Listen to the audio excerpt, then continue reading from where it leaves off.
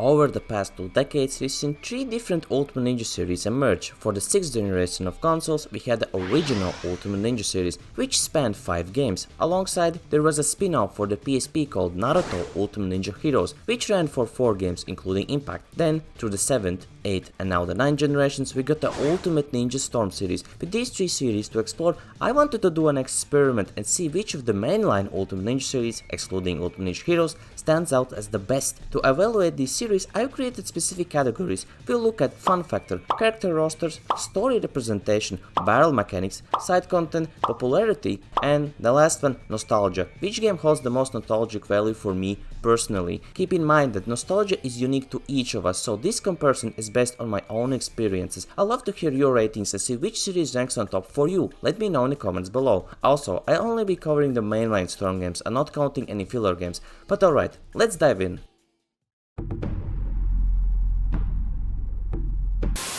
Fun is one of the main aspects of gaming. If the game is not fun to play, why bother then, right? For these 2 series, the fun aspect is notable in both of them, but in my opinion, you can have more fun playing the OG Ultimate Ninja series than the Storm series. In the OG series of games, even though the battle mechanics work as a party game, it is never boring to fight in these games. I really like the chaotic style that these 2D battles bring. In the later half of the OG Ultimate Ninja games, we are able to free roam, which adds another layer of interesting things to see and side missions to do. Outside of these, the Ultimate Ninja series has a ton of minigames which are present throughout the series, which can be played with your friends. The Storm series has a lot of fun games, but in my opinion, during the latter half of the series, starting from the 2nd game, they kinda removed the fun aspects and focused on being a more serious story representation of the source material. After Storm 1, we no longer had fun minigames. The extra content to do was getting more scarce and scarce by each title. In Storm 2, we had a doll gathering mission, pigeon missions, and some friendship events which were fun. In Storm 3, we got a bit less of these interesting things and got a crystal gathering mission which was tedious, just like the doll gathering mission from Storm 2. And in Storm 4, the adventure mode with all of its content was just lazy and uninteresting. But I have to say that the only Storm game that was fun, for me at least, was Storm 3, with their introduction of free roam battles and choose your own path mechanic. And yes, I know we have to keep in mind that the Storm series development in general was chaotic and all over the place, and that they focused all of their efforts in the story mode. I as well have to note that the battle mechanics for Storm series is fun and evolves with each title.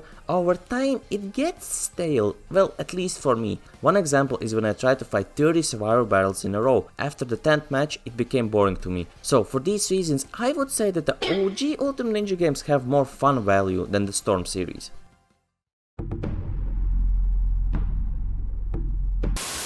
The last Ultimate Ninja game had 62 characters, 72 if you include the transformations, while the Storm series by Storm 4 had around 110 characters, which is just insane. But does more always mean better? I mean, some of these characters are just variations of the same character, like we have a ton of Naruto variations and a ton of Sasuke variations. They all could be relocated to be as one character in order not to pad out the roster. On the other hand, the roster is so huge and diverse with story-related characters that you can find a character who more fits your playing style. Or if you like a specific character in general. In the Storm series there are only 2 unique characters. One is Mecha Naruto, who comes from Storm Revolution's special story mode, and in Storm 2 we got Lars from Tekken 6, who we got just because Kishimoto drew one of Lars' skins in Tekken 6. Sadly, outside of Storm 2 he's nowhere to be seen. Bandai, please give us back Lars. On the other hand, the OG series might have less characters, but what stands out is their uniqueness. For example, in Ultimate Ninja 2 we got introduced to special characters like Sealed Orochimaru, who plays differently from his regular counterpart, but sadly is exclusive for the Ultimate Ninja 2 game.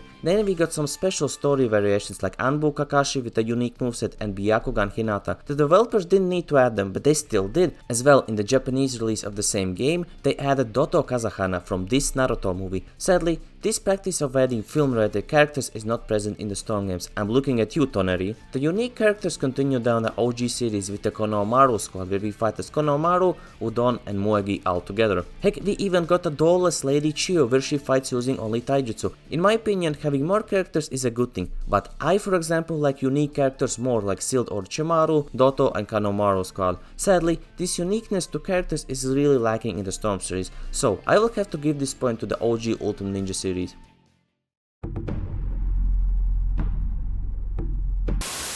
This goes without saying that the Storm series knocks the OG series out of the park when it comes to the story. The Storm series story representation is just phenomenal, starting from the awesome in-game cutscenes that bring the story to life, the awesome QTE scenes in the boss battles that adds another oomph and impact to the main battles of the story, and the visuals. Hot damn, the visuals and the story retellings over the course of the series is just mwah, phenomenal. For the OG series, the story was only semi-retold in a stormish way, starting from Ultimate Ninja 4 and 5, where we had an open world and we followed along the first two arcs in Shippuden. The cutscenes are good for the time being in the story mode, but the fact that half the Ultimate Ninja 5 story is the same as Ultimate Ninja 4, except for some minor filler activities added here and there, that makes the story retelling not so good if you have played Ultimate Ninja 4 and then Ultimate Ninja 5. Of course, the story is also retold in Ultimate Ninja 3 and Ultimate Ninja 4 using the Heroes mode. In Ultimate Ninja 3, the story was mostly shown in text boxes and the main events had small cutscenes, while in Ultimate Ninja 4 they had a mix of cutscenes and still frames. But these things don't even stand close to the Storm's retelling. All in all, I'll give this point without any doubt to Storm series.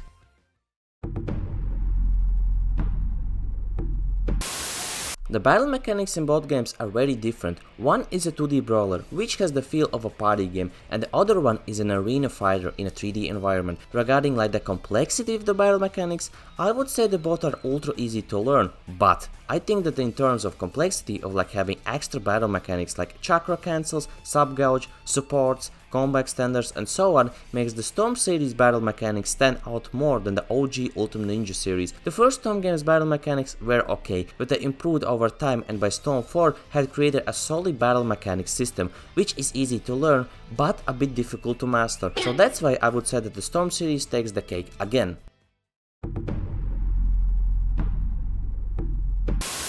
As we already have established, the Storm games mostly focus on retelling the story of Naruto Shippuden, except for Storm 1, so the developers mostly focused their efforts on the main story, so this left them with little no time to add interesting side content. I'm not saying that it's not there, but it's not that interesting. In Storm 2, as already mentioned, we got a doll mission, pigeon mission and friend activities. Most of the side activities are a bit of a grind, especially the doll mission. In Storm 3 we got a crystal gathering thing and request missions, which is not that interesting. Of course, we as well are able to relive the past moments by playing the Ninja World timeline. In Storm 4, thanks to the development issues, the adventure mode is rather lacking. We got a grindy side mission where we have to fight guys apprentices around the world, a mission in which we gather crystals through which we again can relive some of the past fights, but with no extra dialogue or nothing. And then we got a few character side missions and that's it. Well, the OG series is loaded with interesting, keyword interesting, side content. In Ultimate Ninja 3 and 4 we can relive the past Naruto story with specifically made cutscenes. In Ultimate Ninja 3 and 2 we got countless of fun minigames like Rock Lee's training and 10-10's target practice. And yes, I know that Storm 1 has some minigames, but they are ripped from Ultimate Ninja 3. Ultimate Ninja 3's most important mode is a filler story mode. After beating Ultimate Ninja 2, you get an awesome filler story, which is a bit longer than the main story, and with the production of a main story with voiced cutscenes and so on. In Ultimate Ninja 4 and 5, there are side missions that have some throwbacks, for example to Princess Kasumi from Ultimate Ninja Heroes 2. In the open world of Ultimate Ninja 5, we get bandits that will chase you to initiate a mini free battle mode. What I'm trying to say is that OG series is just bursting of extra content and stuff to do when you finish the main story, while the Storm series doesn't have them that much, and when they do, in my opinion they aren't that interesting. But it makes sense because they focus their efforts on the main story, so I will give this point to the OG Ultimate Ninja series.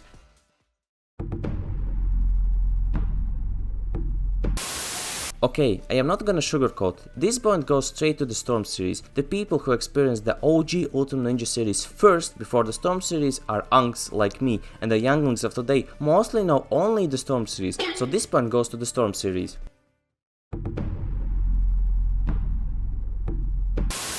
I'll be honest, I have a huge nostalgia for both series. To be more exact, Storm 2 and Ultimate Ninja 3. Storm 2 was my first experience with the Storm series, and even though I didn't quite understand English as well as I do now, I really enjoyed the visuals and the battle mechanics of the game at that time. I have fond memories of me playing this game with my brother, even though he doesn't play these types of games. But My love and deep connections to the memories I had with the Ultimate Ninja 3 will never be topped. I spent countless weeks playing this game when I got it. I remember being astonished by the open world Konoha map and exploring it. I remember doing Ebizu's quiz and writing down the correct answers on a sheet of paper, just because I didn't know English and what he was even asking me. Unlocking the 4th Hokage on my own was a special moment, because in 2009, when I played it, I didn't have internet, and getting him on my own was a proud moment.